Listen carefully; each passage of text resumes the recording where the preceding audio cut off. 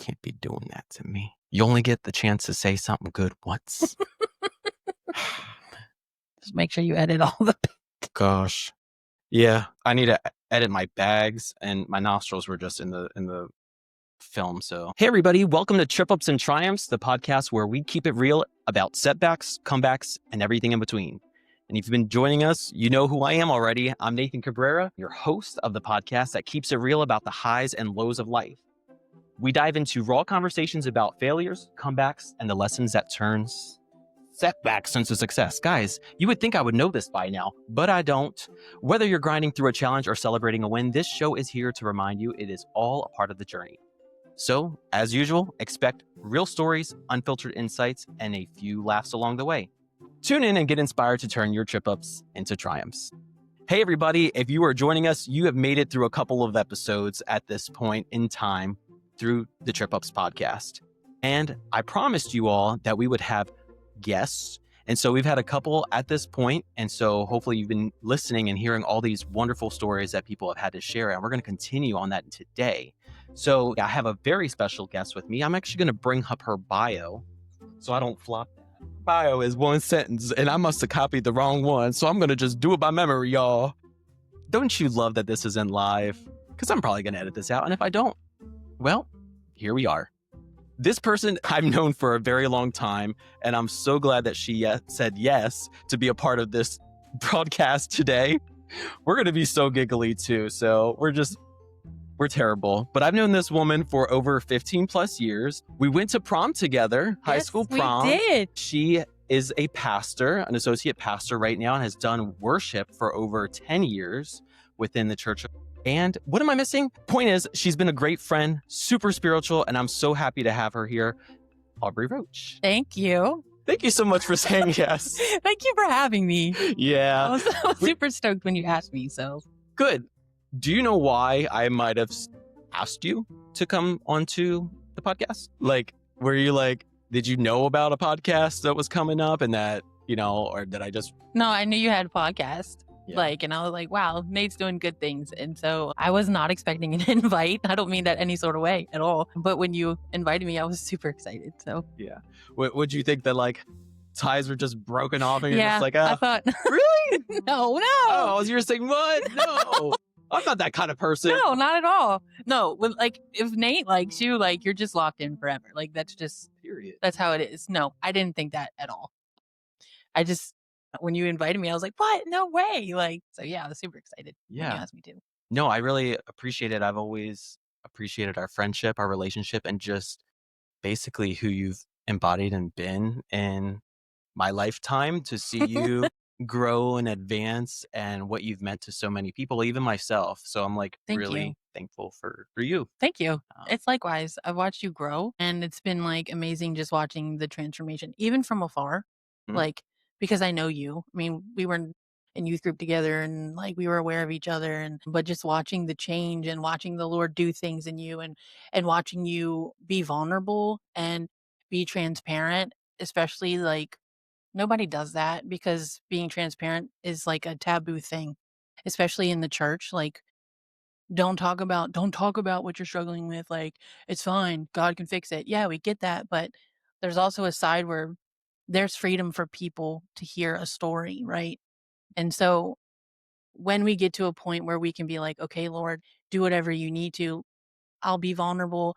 We don't understand how many people we're affecting when we do it. And so being able from afar to watch you do it, I'm cheering you on in the background. Thank you. Yeah, I'll message. I'll talk to my parents. I'll be like, did you see what Nate's doing now?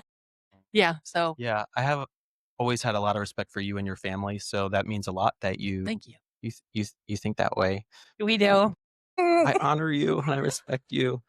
But yeah, when I was thinking back in my head about different people to talk to and have on the Trip Ups podcast, I wanted individuals that had unique stories, embodied what they represented and what they present themselves as. Yeah. I don't think there's any fakeness with you, never has been.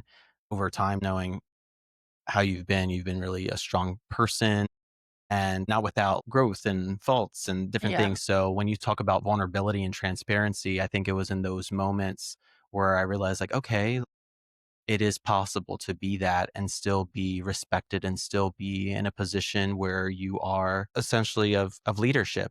Yeah. Someone that there's I would imagine in your position there's a lot of eyes on you. So with that there comes a lot of opinions. How do you handle that? Or take me through like what goes on in your mind or how you've grown maybe in the last 15 years or maybe even last 5 years because I haven't seen Yeah. you in a long time. Especially like especially when I felt the Lord calling me into ministry just across the board. I had this thought that in order for you to be effective, one, you had to have it all together.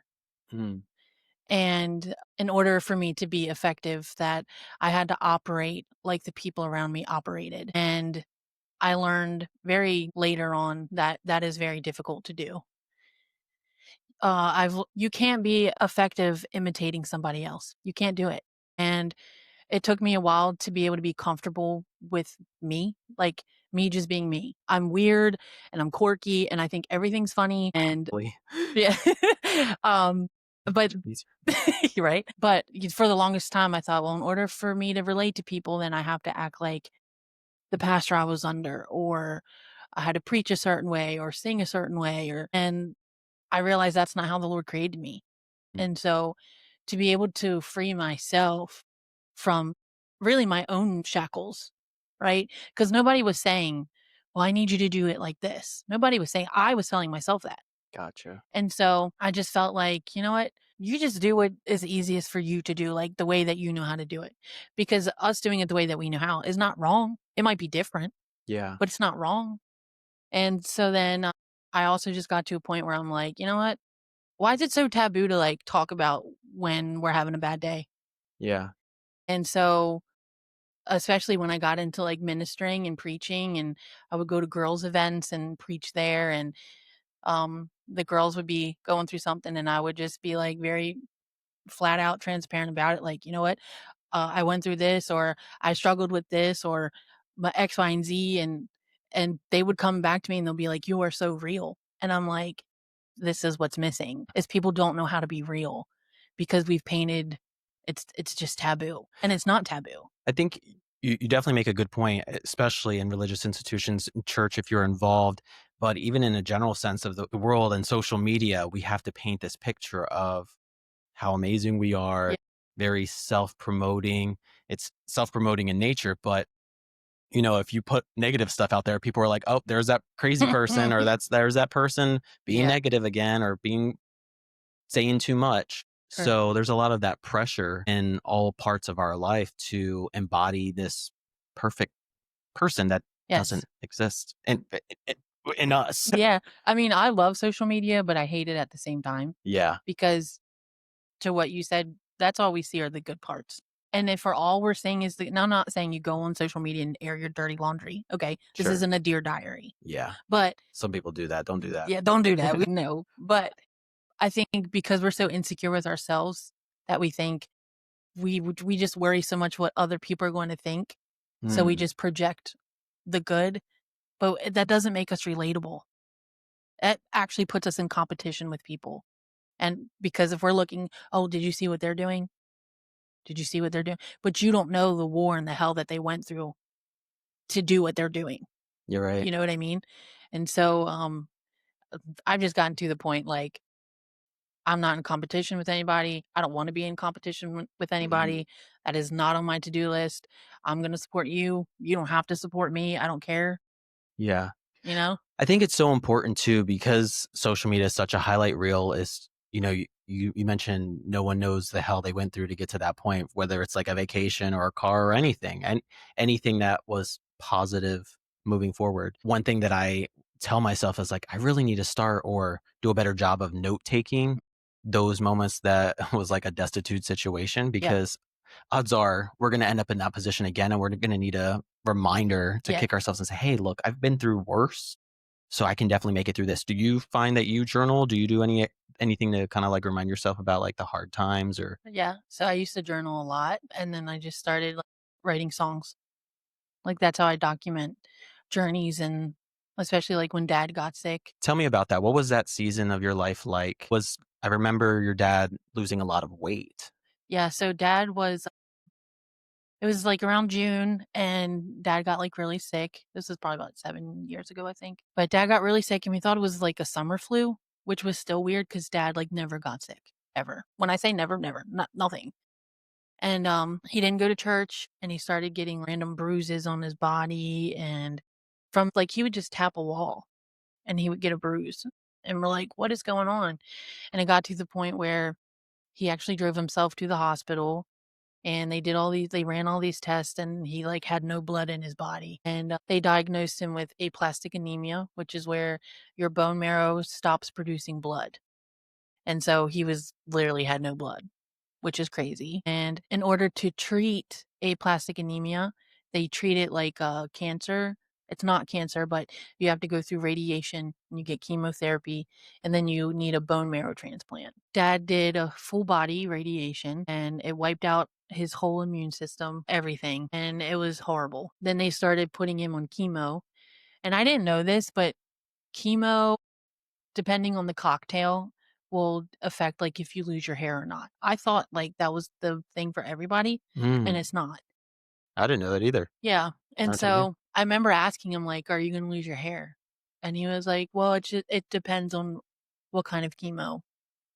And I remember when I was living at home, I was upstairs, and, we had that, like, the railing that could overlook into a living room, and I remember I was up top, and I was watching my dad, and he was sitting on the couch, and I remember him pulling out chunks of hair, and it messed me up. Like, I don't even know how to articulate how much it affected me. And, he went into the foyer of the house, and mom shaved his head. But I remember, like, dad was going through that. He wasn't going to church because he didn't have an immune system. He was too sick. And I remember I had to lead worship, and I was trying so hard. I was trying so hard to keep it together. And I remember we went to open the service, and I couldn't pick the mic up. I couldn't sing. And I remember I just busted out crying in front of the whole congregation. And we're Wow. supposed to be starting service. And the church never was like, Aubrey, get it together. They never said, come on, we got to get through this service. Like, we got to start. Distinctly remember me breaking down, and handfuls of members from the congregation coming up to the stage and holding me. And if we ever wonder, like, what does the love of God look like? It was in that moment. But I remember also, we're still waiting. Like, dad got his bone marrow transplant, and we're waiting for it to take and waiting for it to take. And he's just getting sicker. And I remember laying in bed one night, so mad, just so mad. I am a minister, right, of the gospel, and I am leading people in worship, and it's my job to encourage the church and encourage people, but I could not encourage myself, and I couldn't believe for myself, and I couldn't believe for my dad because I was just tired of trying to believe. And I remember laying in the bed. It was late, and I was so mad, and I had my hands clenched, and my teeth were clenched, and I flung the blankets off, and I looked up at the ceiling, and I said, God, I hate you. And I meant it. And I told the Lord, I said, "If you take my dad from me, I will never serve you again." Wow. And, I pulled the blankets back over, and I rolled over, and I tried to go to sleep, and I couldn't. And it's like I felt the Lord come into my room. And I remember the Lord saying to me, "I'm not mad at you." And that made me 10 times more mad, right? Because in our minds, we're like, You know this is going on. "Yeah." But I'm also like, "Well, if I'm mad at you, then you should be mad at me." Like, this was my thought process. I'm mad at you, so that gives you a right to be mad at me. Like, in my brain, this is how it works. But he's like, "I'm not mad at you." And I said, "Why? Why are you not mad at me?" I said, "I told you I hated you, and I mean it." And I'll never forget his response of him telling me, he said, "I'm not mad at you because I know you don't understand." And he said to me, "You don't know what I'm doing right now, but later you will. But I love you, and I'm gonna take care of this." And in that instant, I broke, and I just laid in the bed, and I cried. And we always read about, like, God being a father and God being loving. That's cool. It's cool when we read about it, but it's totally different when you experience it. And that night I saw the heart of God in a different way that I've never seen before. And that was a turning point for me, knowing that I think that's where me knowing it's okay to be vulnerable and transparent before people, because I learned then that God isn't intimidated by my transparency. Wow. It didn't matter. Me telling him that I hated him did not change the fact that he loved me, Yeah. and he already knew, right? He knows what's in our hearts, but I think we also get afraid to tell the Lord how we feel because we painted this picture of, just keep it together. Yeah. It's almost like we try to appear to him Yeah. as our fake selves like we do with other people, Yeah. and that's not really possible with No. someone that's all-knowing, right? Correct. If Yeah. you truly believe in God, Correct. then he already knows. Yes. It's just coming to him and expressing that. I do remember you saying something along the lines in one of your messages, years ago about saying, like, "I'm so mad at you." Yeah. I find that a lot of people who have turned away from, their spirituality, their relationship with God and Jesus, that they're mad at they're mad about something that happened in the past, Yeah. something that they've, gone through. People feel like they shouldn't be going through things. What would you say to people that may have been in a similar situation that maybe didn't have the same outcome because your father came out healthy in the end? Yeah, my dad did make a full recovery. He did, and he's been in remission for a handful of years. I think a lot of times, well, honestly, it's a difficult question Sure. and it's a difficult answer because life is still life, and God is sovereign and God is holy. And is it his will that people die and get sick? And no, it's not. And sometimes I don't know how to answer that question. Sure. I don't. All I know is that in the midst of chaos and heartbreak, that even in the worst times that the Lord is there. The Bible says that he's close to the brokenhearted, right? And also sometimes people would will lose their belief in God because of like situations of other people, what other people have done to them or stuff like that, especially like in the church. And I always tell them like people are people, but people Mhm. are not God. Yeah. And I know it gets difficult when someone hurts us in the church and we blame God, right? Because we think like, well, you're part of the church. Mhm. I always say that we have a bad name because of how people represent the Lord, Yeah. you know? But again, people are people. People have faults, people have shortcomings, but the Lord does not. And so we can't compare our interaction with a person as in our interaction with the Lord because he's not like people, Yeah. you I know? I definitely, can relate to that sentiment, especially with my own biological father. I read or, had been taught growing up like, "Hey, he's a father, he loves you." And I'm like, "Well, my daddy wasn't nothing. Correct. No offense, dad." He'll be all right. And we've been talking more and rebuilding that Yeah. part. But just when you think about a God, that's your father and that's all loving. I'm like, well, all the people that love me abuse me, that love me, is that what love is? And so I'm really messed up my way of thinking. Yeah. I'm sure other people can relate to that too. So Percent, yeah. especially the people that are supposed to love you and protect you Hmm. and they're not doing their job. And so when you come into a setting and we're like, well, God is father, you already have a distorted view of what a father is. And so we what's the right word? Equivalate? That's not the word. Is that right? We'll take it. Sure, equivalate. If it's not a word, it is now. But our human relationships is a reflection of God, Yeah, right? absolutely. So if my earthly father is bad, then big God is bad too, because it's the same name. You're supposed to have the same responsibility. But what we don't understand is people are full of sin and God is not. Yeah.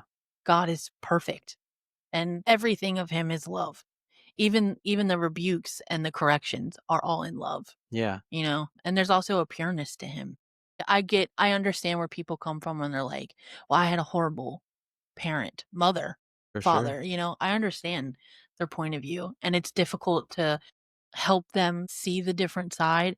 But once they do, I tell everybody all it takes is an experience. You just have to That one encounter it. thing, taking them notes.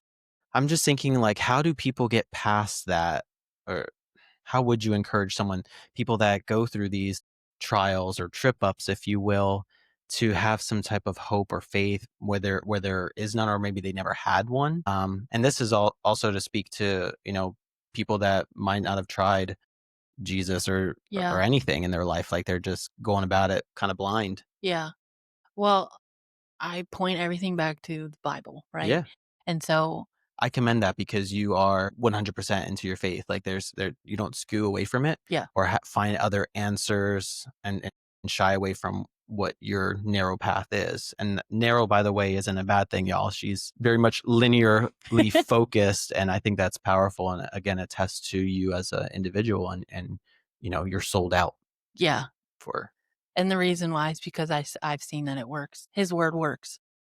Even if it doesn't make sense, it works. God math is not our math at all.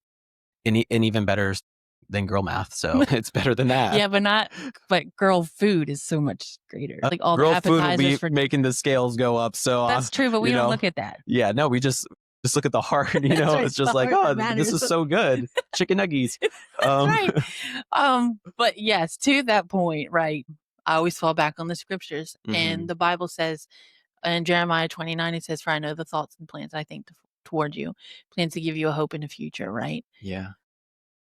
It also says that he turns what the enemy meant for evil and uses it for the good for those that love him. Yeah. And so there are things that don't make sense, right? And there are things where tragedy happens. And we always put a period where God is trying to put a comma. Okay.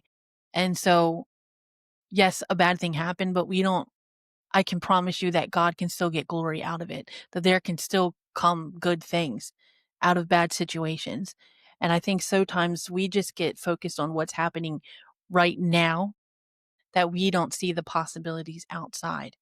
And so for those that are struggling, that don't know how to, I think my answer would just be to remind them that God still has a plan and he still has a future. And his word says that it's not to harm us, right? It's full of hope. Yeah. We go through hopeless situations, right? But that's just a situation. It's not the end result. We know if we read the word, like, we win at the end. Yeah. I like that. We do. Yeah. Even it doesn't That's where feel the like period comes in. That's where we win, period. Can I ask you then, was there a good, or what good came from that situation, that season with your father and his illness? Yeah, so I just had to, I think in that moment, one, I learned that how much the Lord loved me, right? Especially like when I'm like bearing my heart and telling him like, "Hey, I hate you, leave me alone. I don't want nothing to do with you." But he still wanted everything to do with me. And so in that season, I learned, one, how much the Lord loved me. Two, that he's still faithful even when it doesn't look like it. It took a long time for my dad for his bone marrow to like work. And it was scary for a little while, but I also learned that the Lord walks with us through the seasons. Yeah. And I think sometimes we think, well, God, I can't hear you, so you must not be here. When in reality, the Lord is saying, no, I am right here. I'm just being quiet so you can learn to trust me, which sounds kind of contradictory, right? Because I can't trust what I can't see. I get that. But on this other hand, we're out of options. Yeah. You know what The I other mean? stuff's not working. Correct. And you are the only one that can do it. If I read that you can raise the dead and you can heal the sick, then you can make this better. And it may not be in my time, but in your time, you can do it. Now, there was a period in time where you were an atheist, right? Like in your younger years, is that right, or am I totally wrong on that? I wouldn't say like Your family was young. It was before you guys had started coming to church together. I think I vaguely remember something. So I don't want to speak for my sister. I'm a twin. Fun fact. Aubrey's a twin. I know, but they don't know. But now they know. Now they know. Aubrey's a twin. She's older by like 3 seconds. No, I don't know. 1 minute. 1 minute. Okay. It counts. True. My birthday's coming up and it counts. Do you feel like you have big sister tendencies? No. I feel like it's opposite. It's weird. That is interesting. Yeah, and then anyway, that's fair. But I remember being little, and I feel like I was always aware of God. Okay. I feel that way too. I feel like I talked to him when I was a kid, and it's kind of weird. I didn't talk to him. Yeah, you were like, I was playing with my blocks ignore it. No. Yeah, I didn't talk to him, but for whatever reason, I was aware of him, and I don't know where that awareness came from. Like, I know I would go to church sometimes with my grandparents, but it wasn't a constant thing, and it wasn't all the time. And I don't even remember having conversation with my parents about God. I just somehow had this awareness of him. And I remember when I was, I don't know, 4, 5, writing a note saying, "God, if you're real, send an angel to sign this piece of paper." And I sat it on my nightstand and I went to bed. And then the next morning I rolled over and opened my eyes and my sister was signing the paper. Oh, she's an angel. She's an angel. So God is real. Yeah. Yeah, but I don't think I really had a moment of not believing. Okay. I wasn't interested. Yeah. I was not interested in the things of God. Mm-hmm. Was not really. I was just living life, but I mean, I never did anything bad. But I remember when my parents were like, "We're going to church," and I was like, "Why?" Yeah. Like Sunday's my day to sleep in, bro. It's like, this is just what we're going to do. I felt that way too Yeah, growing up as a kid. My grandmother took me to Baptist church, and they didn't really have stuff for kids to do at yeah, this church. It was like old school. And I remember like I would purposely like turn off the TV on Sunday mornings and just act like I was going back to bed just so I wouldn't have to go. But yeah. I did appreciate the traditionalism. I think there is Sure. value in tradition and establishing habits because I mean, once you stop, like sometimes it can get a little bit easier to kind of like pull Yes, away and do something else or fill your time with things that probably aren't helpful. correct. So uh, I'm thankful for that. We've had many Sundays together, Yes, we have so it's so just like many. what we do. And a little fun fact too, believe it or not, Aubrey and well, she sings. I sang sometimes too. So she got me out of my shell, and I used to grab a mic once in a while. So I Yeah, we appreciate served that. on worship team. Yeah, it was fun. I miss those times Yes, actually. You remember like pivotal moments in your life when you kind of spread yourself more than what you thought you could yeah, do, and that was yeah, definitely a season where I was like, wow, I never thought or saw myself doing this. correct. I do have to thank you for like pushing me You're welcome. during that time. I will reveal on another episode because y'all, I got a lot of baggage. I know y'all been hearing a lot. You're like, man, this stuff doesn't end. Like, what else has this guy done or gone through? But it was a very dark time during like the 2019 era Yes, for me. I believe that you picked up spiritually that I was going through a yes, I difficult did. time. Literally, like I remember a Sunday. I'll share this fun story. I don't know if I've ever shared this with you, but Okay. in teaching teenagers and youth, I always bring this up because it's just one of those pivotal story moments. And I remember going into church Sunday morning one time. And do you remember Sister Margaret? Yeah. Yeah, she always like, I can't read, but I can read the Bible. I'm Yeah. like, girl, how can you do that? Like, what? She was also the one when you said something about like, I'm so mad at you, God. And I heard her say, "Oh Lord, I Yeah, could I can never." hear. She was like, "I could never." No, yeah, Yeah. that's too far. How could you do that? Like she would tell me, and she'd be like, I did it, girl. "Yeah, like Don't yeah." do it. Uh, Don't do it. I told her I was like, "Yeah, I mean, it's not a good decision, but it happens." I was trying to explain to her, Yeah. but I was going through a season where now I kind of see it as rebellion, Yeah. but it was just a distorted confusion and one of pain, and that I was reacting to my trauma, my past. And it led me to a season that I never thought that I would experience. And it also challenged my faith in a sense of like, well, God, like, how can this not be allowable? And I couldn't come to the church at the time Mm, because I was afraid they were going to put me on a cross that Sunday morning or sprinkle holy water on me. yeah. And I have heard stories where people felt like they did not feel like they had a demon on them or that, I definitely was oppressed Yeah. during that season. But I remember walking into the doors that specific Sunday morning and Margaret had come up to me and held my hands together and said, "Hey, Nate, are you okay?" I said, "Yeah." And I wasn't okay. Yeah. And she said, "Are you sure?" And I'm like, "Yeah, why?" She said, "The Lord woke me up at 4 in the morning and told me to pray for you." And I kid you not, at 4 in the morning, I was up to no good. Yeah. And that just like really shook me to my core. I mean, I lost it that morning and, I felt like I had made decisions that were not forgivable Yeah. and that were going to keep me bound. And the one thing that I will say that kept me going, like a lot of times I always refer back to that season and a couple seasons in my life where if I had not been serving or I had not been in that position, I probably would have been like far gone. And I don't say that to say like, hey, let's just give them something to do so that they don't, leave Right. or that they're not, compromising their beliefs. Right. It just really felt like solid, but it also convicted me and challenged me because I'm like, how can I be here on Sunday mornings doing what I'm doing? And I'm going out into the world doing things that I go against directly. Yeah. So thank you. Off the record, I'll be happy to share. But with the viewers today, I am not ready for y'all to know all that stuff just yet. We're working out some of the kinks right now. I'm also feeling the repercussions of all the other stuff that I've shared, and I can only handle so much. Like, my stomach hurts. It's I'm just okay. like breathing, I'm like, oh my gosh, help me, Lord. So I want to play a game with you before we get into the nitty gritty about your life and what you've endured personally. I like doing like table topics games with folks. Okay. And so I don't know if you guys know this, if you follow Aubrey online, which I don't know, do you have social media that people can follow you? I do have Facebook and Instagram, Aubrey Roach. Yeah. That. Just look her up. See, did you ever get picked on for being a roach? All the time.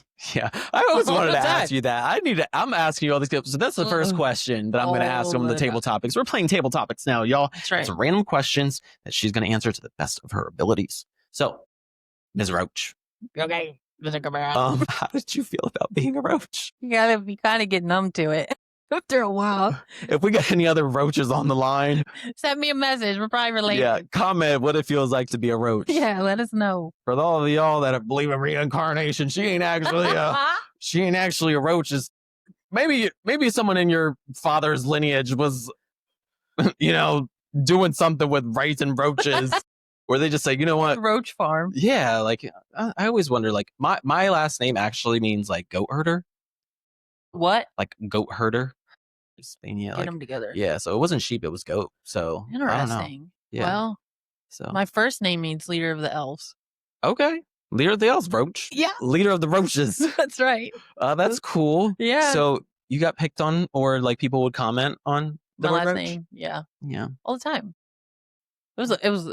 I got picked on for just about everything. What else? What else did you get picked on, Aubrey? My weight. Okay. Yeah. What else? I have a lazy eye. Oh yeah, I remember that. It's like you have like the peripheral thing. Yeah. Where you can't see out of your left eye, like if the left side of both eyes. Oh, both. Yeah. Dang, we need to pray about that. The Lord was like, I gave her enough blessings. We're just gonna like mess up this eyesight. So does that affect your vision while you're driving or anything? Yeah. Oh Lord. If you see a roach driving a car, move. And she can't see you on the side, she literally can't see you. That's literally. I've offended so many people because of it. Oh, they just walk up to you and think you're ignoring them? Yes. Or they'll like stick out their hand for me to shake their hand. I just walk on by. Dude, like this rude, pompous Christian woman. Yeah. And I'm sorry, I did not see you. What do you mean you didn't see me? Like half time they don't believe me. Yeah. You have to I'm like, no, I'm literally blind, guys. Like I have to shift my whole head to see you. To see you. Yeah. So, oh, wow. That's rough. You know I got LASIK? Did you? Yeah, so I'm done with contacts, done with glasses. I did not know that. It was during COVID. It was like you needed something to do. How about LASIK? Yeah, let's do LASIK. I was kind of like nervous because it was like after I set up the appointment, like people had reviews. Oh, I'm suing because my eyesight. Oh no. Yeah, so that really freaked me out. I want to do LASIK, but it just kind of weirds me out.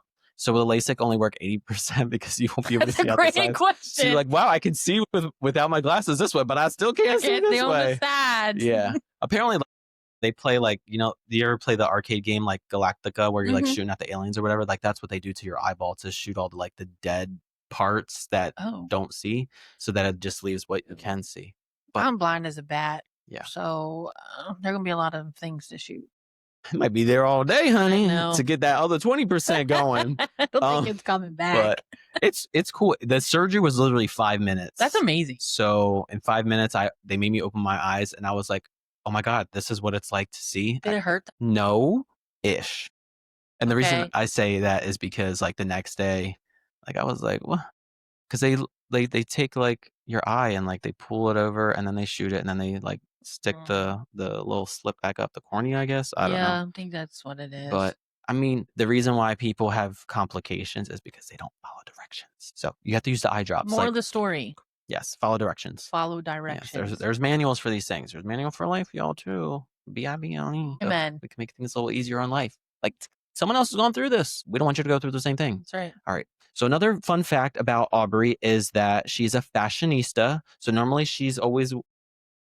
I always remember like the 2013 era of like Yeah. the big Bojangles, not the chicken, like the danglies and the bracelets, the big like and the chains necklaces, and the and heavyweight, you know? yeah. What a So, time. yeah. Mm. Are you into any certain fashion right now? Like what's your vibe right now? Or are you still Or sweatpants and a sweatshirt. We're gonna make that fashionable all comfort day. wear? Yes, Comfort that's for Jesus. comfort is key. You hear me? Comfort is key. Okay. No, I don't really. If I like it, I wear it. That's my rule. Yeah. I don't. I also used to have like super short hair. Yes. We're past that stage. Can I bring, do you know what I'm going to bring up now, right? Let's go. There's this picture. I'm probably going to put it up on the screen too. I'm about to Google it. I hate you. She hated when I would share that picture. And I don't even know why I did it, but it was just like funny because I just love being like a instigator. So that's a good word. Yeah, that's probably the best word. I know some of my friends are going to probably bring that up too. Some of their parents too. Good. Because they know. Good. Some things never change. They don't. But I would share this picture of, I don't know, but you'd be like, oh, I'm cutting my hair. And then I would just like send you that text. All the time. Yeah, I'm sorry. All the time. So that's fine. What's the last time I saw you, which was years ago, I think you had blue hair. Yes, I did. That was right before heart surgery. Wow. We're going to get into that. Don't be rushing things yet. Sorry. These are like how I mark things in my brain. Wow. That's crazy. I didn't even remember that too. Yeah. See, I've had every color hair. I had pink hair, blue hair, purple hair, red hair. I like this. It's normal. Is it normal? Is this your natural hair color? Yeah. I mean, it's a little bit of highlights, or this is no. This is it. This is my normal hair. See, it looks good. Thank you. That's good. I've fought the urge to just chop it. Yeah. Okay. So, what about like favorite brands? Are you still rocking a favorite brand, or do you not care? I don't know. I don't think so. Not anymore. I'm really into like I don't know. Can we do shout outs? Yeah, you Okay, can. so like this watch I got, it's from what's his name? Hagley West, and I found him on Instagram. He literally started making watches in his kitchen. Wow. Yes, and then he was like, people like these, so let me like open a shop, and he did, and like he has like grown out of everything. Grown out of the kitchen is what you're saying? Yeah, he's grown out of the kitchen. That's really cool. Yeah, I found him on, I think it was TikTok actually, and yeah, he just makes these. They're all handmade. That's amazing what people do and are found on TikTok. Yes, it's incredible. I love TikTok. Yeah, TikTok shop. My card is full. Yeah, I'm a little bit behind on the game, but I'm catching up. Okay. I have to like message my little sister on like, hey, how do you do this? How do you make this? And oh man, I'm really bad at it. That's okay. I feel like I'm now aging. Like that's how I know I'm getting older is when I can't figure out technology. Yeah, I know that I'm aging because I don't understand what my kids are saying. Yeah. My youth kids. I'm like, well, what did you just say? Yeah, bruh. Like all this slang, like clock it. That's the new. Yeah. That click it, clock it. I don't know. That one I know. Yeah, they're just throwing these things out there. Wait a minute. Pull up the dictionary. Like, yes, okay, what does that's this how say? I feel. Slangtionary. I remember you wearing a lot of MK. I knew you were going to say it. Yeah, I did. I love Michael Kors. I still do. I mean, yeah. I just have a dream that I just want a Louis Vuitton. Oh, Louis Vuitton. All right. Never full. I have a Louis Vuitton I got from China, or well, Little China in New York. In New York, Is that what it's called?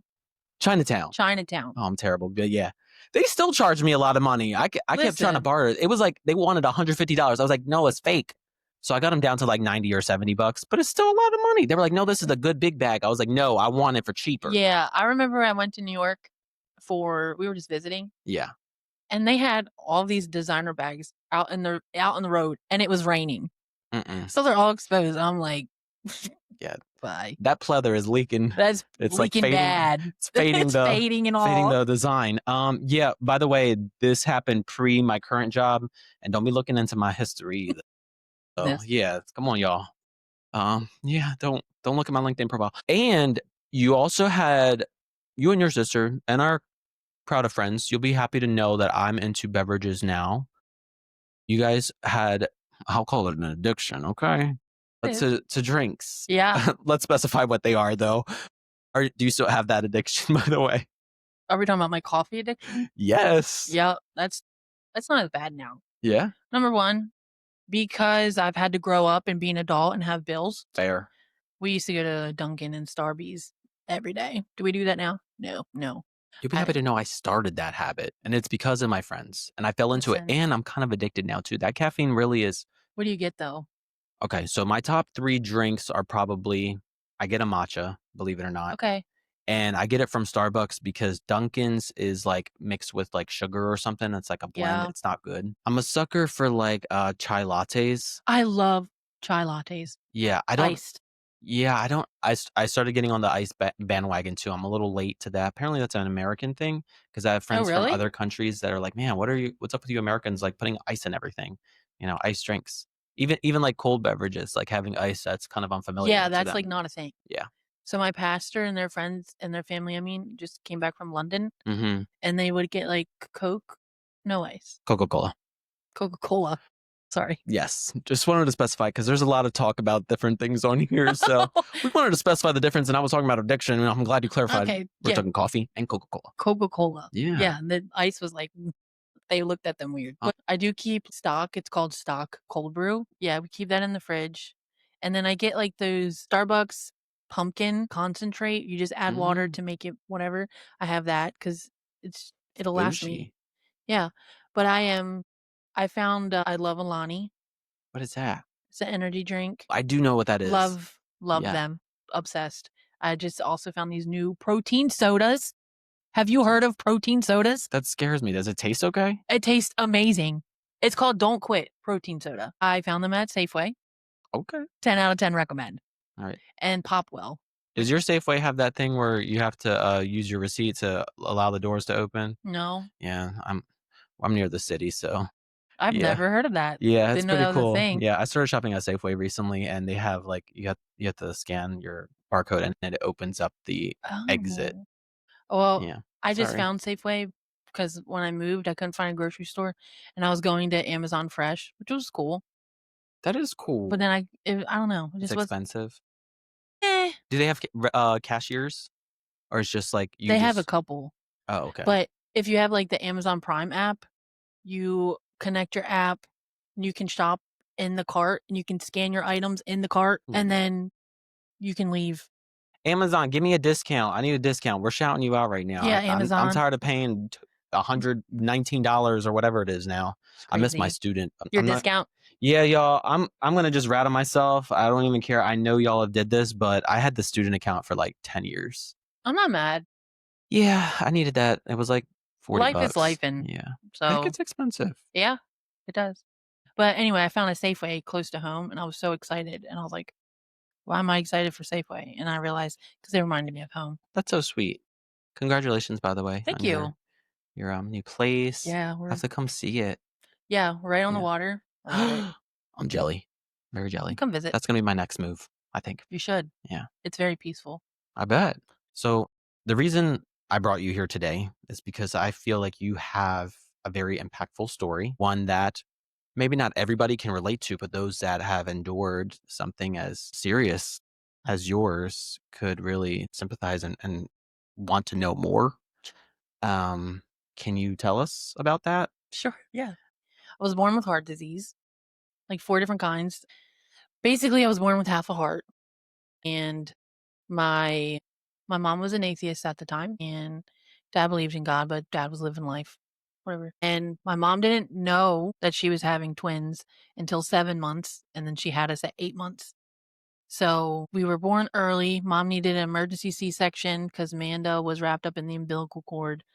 So when they did this, Sorry, y'all were doing all kinds of I know. things. Well, I told you life is crazy. Sheesh. Yeah, Amanda was, He was wrapped up like, in her "Get me out of here," and you're like, "Grinch." basically, yeah. All right, I'm sorry. No, you're good. And so they did that, and then they knew I was sick.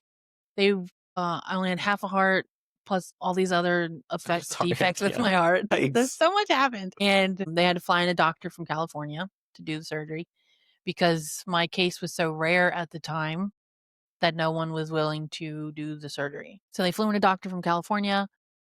He did the surgery, but they told my mom, like, don't expect your daughter to make it. This is bad. You're just going to go home with one baby. And again, mind you, this is very important. My mom was an atheist. And she said that mom said while she was at the hospital that people would give her Bible scriptures.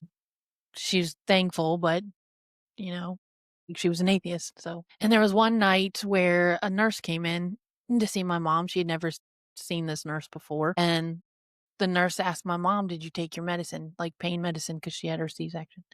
And mom said, "No, because I don't wanna take the medicine and go to sleep and my daughter die and me not be awake for it."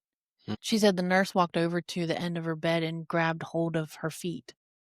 And the nurse looked at my mom and said, "The Lord said you came in with 2 babies, and the Lord said you'll leave with 2 babies. Take your medicine and go to sleep." So my mom took her medicine, woke up, and Aubrey's still kicking. And before the age of 1, I had 3 open heart surgeries to repair things and mend things. And I was going for a follow up just to see how everything was going. And mom said she remembered like handfuls of doctors just kept coming into the room. And my mom was like, "What's wrong? Like, why?" Mom knew when more doctors came in that means something's wrong, but nobody's saying anything. And so my mom was like, "You need to tell me what's going on." And so the doctor looked at my mom and they said, "Ma'am, we don't know how to explain this to you, but your daughter has the other side of her heart." And they said, "We don't know how it happened, but it's there and it's enlarged, but we can't explain this." Wow. Yeah.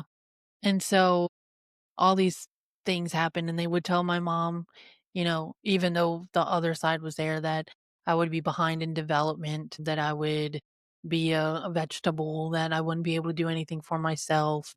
I would be years behind my sister and with things and all this stuff. But my parents never listened to it. They Everything Amanda did, they made sure that I would do when it came to crawling, rolling, walking, talking, all those things. They didn't listen to it. And yeah, just one thing led to another. And I would go to the doctors, and it wouldn't be like my cardiologist, but it would be like just regular doctors, whether like an urgent care visit.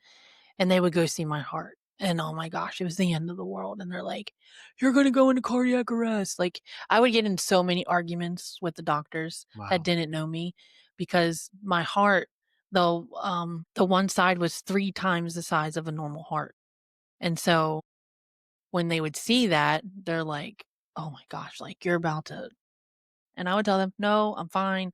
I just saw my doctor. Everything's fine." No, they they didn't wanna hear it. And specifically remember one day going into an urgent care. I don't remember what I needed, but I was in there and the doctor telling me, like, "You need to call your cardiologist because you're gonna go into heart failure." And I'm trying to explain to him, "Sir, I'm fine. Like, I know it's big, but I just saw my doctor. Everything's fine." And he was not having it. So I called my mom and I was like, "Talk to this doctor. Please talk to him." And I just gave her the phone because it was always the end of the world when I would see doctors that didn't know my story or any of that stuff. But yeah, yeah, they would just told me I would never do anything. Yeah. And it wasn't that they were just being negative. That's what That's what they knew. Yeah, like, based off of scientific research and their understanding of how the heart works and how bodies develop and all this stuff. Yeah. Now you said, this condition was pretty rare at the time. Is there more cases? Or do you hear more, or do you keep abreast of, like, other people? Do you have to be concerned about it now? So, the we'll just call it the cocktail that I had was, it came in twins. Like, it's common in twins, but even though it's common in twins, it wasn't that common at the time. I think now that it's been 33 years now, right? So I'm sure technology is so much better and they can see that stuff now. And I'm sure it's become more prevalent now. That's my assumptions. I don't know 100%, but I do know like the Heart Week is in February, right? And celebrate that because the older that I am now, I understand like the severity of what it was. When I was a kid, like I was ignorant to it. My parents would tell me that I got the scar because they took me to go see the wizard from Wizard of Oz to get me a new heart. I loved the Wizard of Oz growing up, and so that's what they would tell me. And then I remember going to school and my body's just covered in scars, but I have a specific scar on my stomach that where a draining tube used to be. Well, I didn't know any better. My parents always told me it was the second belly button. Okay. And so I would be in school and I would argue with my teachers that I had a second belly button. And I would be like, I have two. And they're like, You were proving the point of what the doctors were saying at birth. They were like, this one's going to catch up a lot bit slower than the rest of us. yeah. Yay. And they're like, no, you don't. And I said, yes, I do. Like, I was adamant about it. Like, I do. But no, Aubrey, that's from a dream too. But I Oh, wouldn't man. figure that out till later. Yeah. And then I remember like being like taking a bath and like when I would like lay in the tub and like move my head back and forth and I would watch my hair, right? Like move in the water. And I remember like I could never see this side, but Mm. I didn't know that I didn't have peripheral vision. I didn't know. Was that brought on because of this? Yeah, so during one of my surgeries, I had a stroke, and the stroke caused me to lose peripheral vision on the left side of both eyes. But we didn't find that until I was 8. And so I was always running into things my whole childhood, Oh, and no. they just thought I was clumsy. They're like, "Oh, Aubrey's just being Aubrey." Wow. No, Aubrey can't see. I didn't know it. Literally, yeah. Literally. Yeah, so I remember, like, laying in the tub and trying to, like, watch my hair, and I could not see my hair move on this side. Like, I specifically remember that. I remember, like, running into doors all the time, and then I remember, like, one time I was outside with my dad, and my dad was cutting the grass, and we had this huge, porch. It didn't have any railings, but it was lined with brick, and I had this great idea that I'm going to tightrope this edge of the deck. And I remember looking at Eh. my dad and I was like, "Dad, watch." And I missed my left foot. I couldn't see that I was not standing on the brick, so I fell right off. And my dad laughed. And I was like, what are you laughing at?" And he's like, "I thought it was part of the act." No, this wasn't the rehearsal. Yeah. So I fell off. Yeah, because I couldn't see it. Jeez. Now, Yeah. I think you said 5 years ago, you had another surgery? Yeah. So 5 years ago, so the like overall thing of my heart disease is I didn't have the main valve that pushed the blood out of the heart through your body. And so over the years, my heart became enlarged because the blood just kept dumping back in, dumping back in. And so I would go for my yearly checkups and they would be like, okay, well, when she turns 12, she's going to need the surgery to put the valve in. If not, she's going to die. Well, I turned 12, nothing happened. So then they're like, well, if she turns 13, okay, well, when she turns 14, now when she turns 16, Wow. it was always a game. What were you feeling every year? Were you, like, anxious or thinking about, like, was this it? Yes and no. So I would have to get these MRIs done, that I had to lay in the tube for 4 hours, and they would Ugh. take pictures and all this stuff, and they would always measure, like, the size of the heart, and I think, like, how things were operating in the heart, and once it 2 got sizes too small. this was 4 sizes too big. Oh. Yeah, and so we were waiting this for the numbers to, like, reach a certain point, because if you do the surgery too soon, you're gonna cause damage, and if you wait too long, it's gonna be even more detrimental. So, yeah, I just remember being little and going to all these visits all the time, wondering, like, "Is this today?" But, like, not aware of the gravity of it, Yeah. right? And then, lo and behold, COVID came and the whole world shut down, and I had to go for my yearly checkup, got my tests done, went into the doctors, and I had to go by myself because no one was allowed to go with you. And I remember Dr. Brenner. I loved Dr. Brenner. He was my doctor when I was just a little lad and grew up, and he followed me my whole life. And he was like, "I didn't get your reports back yet, but when I do, I'll send you an email." Okay, that was a simple visit. Not I think it's a couple hours after I got home, I got an email saying, "Your numbers are too close for comfort and it's time for you to have heart surgery." And in my mind, I'm like, "Okay, next year. Like, I have time to prepare." No, that was in July, and they wanted to have it in September. And so I had to go get all these tests done, had a cardiac cath done and all this stuff. And I remember the doctors coming in and telling me like, okay, this is what could possibly happen, and this is things that you need to be aware of. And I remember being scared because I read like once you had a stroke, it's easier for you to have another one. And so I'm like, oh gosh, like, is this what's going to happen? Like, I was so scared. And then we got up at 4 in the morning and made our way down. And I was so scared just because I don't do well with pain. I Mm. didn't have a pain tolerance like for that. But I do, before we like get to the surgery part, I specifically remember, and this will kind of relate to one of the questions you asked, like what happens when God doesn't do, right? I remember driving to choir practice and I just gotten the news that I needed heart surgery. And I knew like growing up, the Lord had already done miracles in my life regarding my heart, right? Like he gave me the other side and we couldn't explain how it happened, but it was there and all this stuff. And I remember driving to choir practice and asking the Lord, why aren't you healing me? Like if you've already done it once, why won't you do it again? And it was dead quiet. And I'm like, nah, bro, this ain't gonna work. Like, I need you to talk to me. And so I asked him again. I said, why won't you heal me? And I will never forget him saying, because I know that you'll still give me the glory. And I was like, what do you mean? And he said, because I know like when you walk through this, that you're still gonna point back to me and give me the glory for it. And I didn't understand like what that impact was going to look like. I just knew that my perspective changed from saying, God, why, to God, thank you, which is weird, I know. But my perspective changed and I started to see like I'm the one like that the Lord wanted to use. So I'm thankful for that. Like, was it painful? Yeah. Did I have to suffer a little bit? Yeah. But I knew that God was working in that. And so I made a vow to myself that every time uh I went to like post something about recovery or anything, I always wanted to give God the glory for it. Wow. And I made every post that I would make, I would do a hashtag and it would always say for his glory. Um, I remember going in, it was the morning of surgery, going in and we prayed and I was really wanting a dog at that time. And my parents kept telling me, no, no, you're not getting a dog, blah, blah, blah, blah. I wanted a dog, another dog. And I- they were like, well, you're about to have heart surgery. And I said, well, after heart surgery, can I get a pit bull? That's what I wanted. I grew up with pit bulls. I love pit bulls.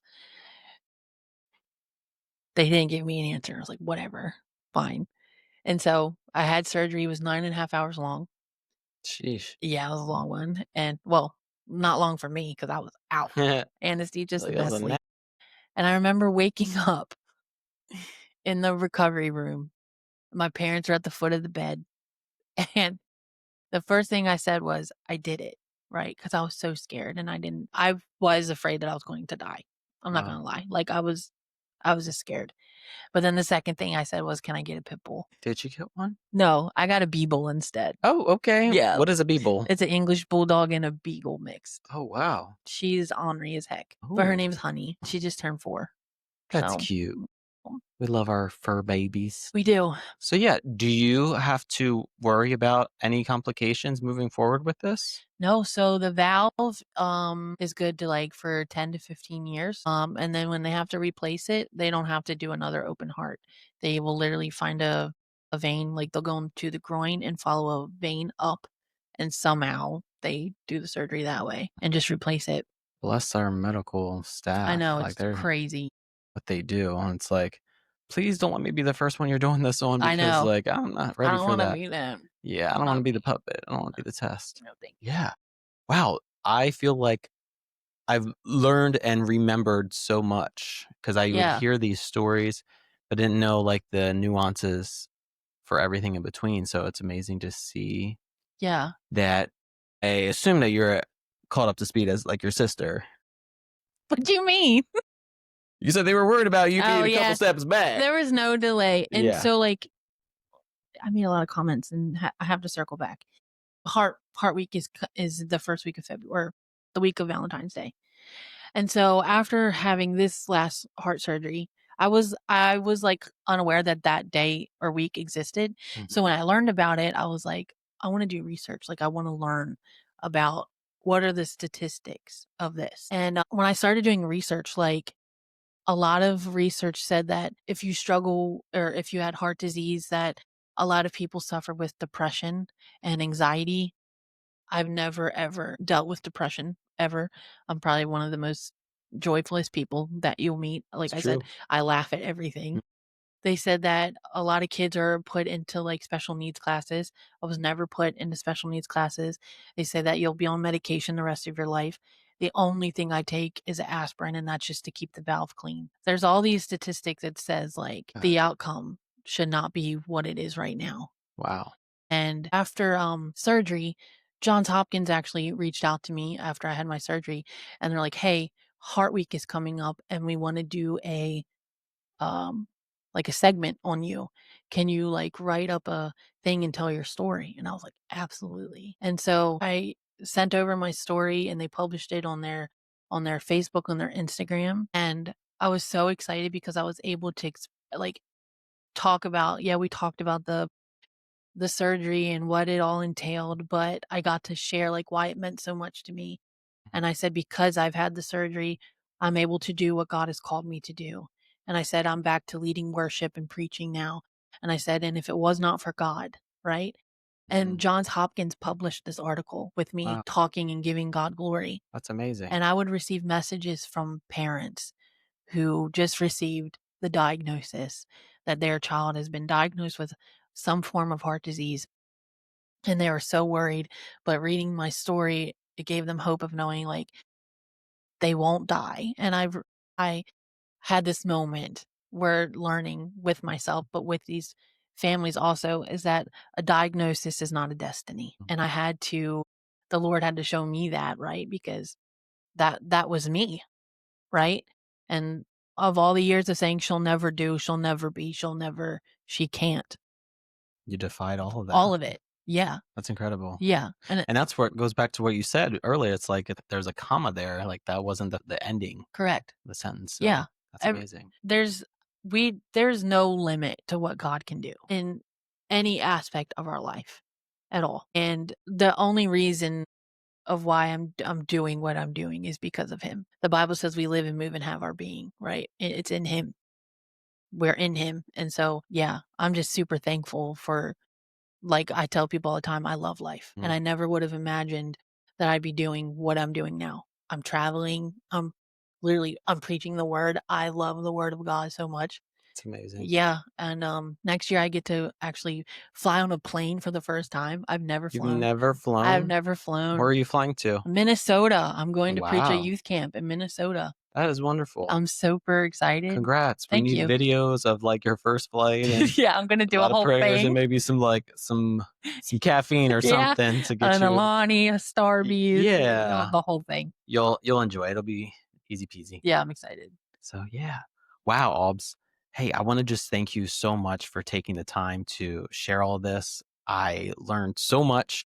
Hopefully our viewers did too. I think again, you're just a wonderful person. You're so real, raw and authentic. And I just really value that. And Thank I you. hope that's conveyed to everyone else that's listening or watching today. Aubrey is just a wonderful person. If you leave her a comment, make sure it's a good one and it's nice and it's sweet. And if you have any questions that you want me to follow up with her on, please be sure to share that as well. As always, you know, my trip ups and triumphs peeps, that I tell you I love you because I don't know the last time you've been told that. And everybody needs a little bit of love. That's right. And so I do love you and I totally mean that. And let's all remember to be kinder to one another. Say something nice to someone else. 3 things, 3 people that you see, and something nice that you see on them visually on the outside, the inside. You might be making someone's day. So I hope we've made yours. All righty. You all take care. Until next time. Bye bye. Bye.